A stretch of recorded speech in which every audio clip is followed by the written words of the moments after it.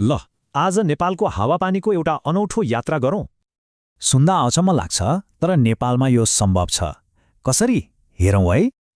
नेपालको अद्भुत विविधता समथरमा होइन, ठाडो उचाइमा फैलिएको छ। यही ठाडो विविधतालाई बुझौँ। यात्राको सुरुवात गरौँ तराईबाट, जुन तातो र आर्द्र तल्लो भूभाग हो। यहाँ एकदमै गर्मी हुन्छ र मनसुनमा भारी वर्षा हुन्छ। त्यसैले यो क्षेत्र धान र जुट जस्ता बालीका लागि एकदमै उपयुक्त छ।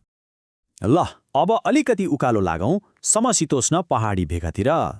यो क्षेत्र पनि दुई किसिमको छ, न्यानो समशीतोष्ण अनि चिसो समशीतोष्ण, जहाँ जाडोमा हिउँ पर्छ। यहाँ पानी कम पर्छ र चिसोले गर्दा खेतीपाती पनि गाह्रो हुँदै जान्छ। अब हाम्रो यात्रा अझै माथि जान्छ, हिमालयको उच्च भूभागतिर। अब हामी लेखाली क्षेत्रमा प्रवेश गर्छौं, जहाँ हावापानी एकदमै कठोर र चिसो छ। यहाँ गर्मीमा पनि हल्का चिसो हुन्छ भने जाडोमा तापक्रम 0 भन्दा तल झर्छ। यस्तो ठाउँमा खेतीपाती त सम्भव छैन, तर पशुपालनका लागि भने यो उत्तम मानिन्छ। ल, अब लागौँ यात्राको अन्तिम चरणतिर, 5000 मिटरभन्दा माथि। यो हो टुन्ड्रा क्षेत्र। यहाँ जीवन अत्यन्तै कठिन छ र वर्षैभरि हिउँले ढाकेको हुन्छ। यहाँ तापक्रम सधैँ 0 भन्दा तल रहन्छ र भीषण हिमान्धी सामान्य हो। त्यसैले त हिउँ भए पनि यस क्षेत्रलाई हिमाली मरुभूमि पनि भनिन्छ।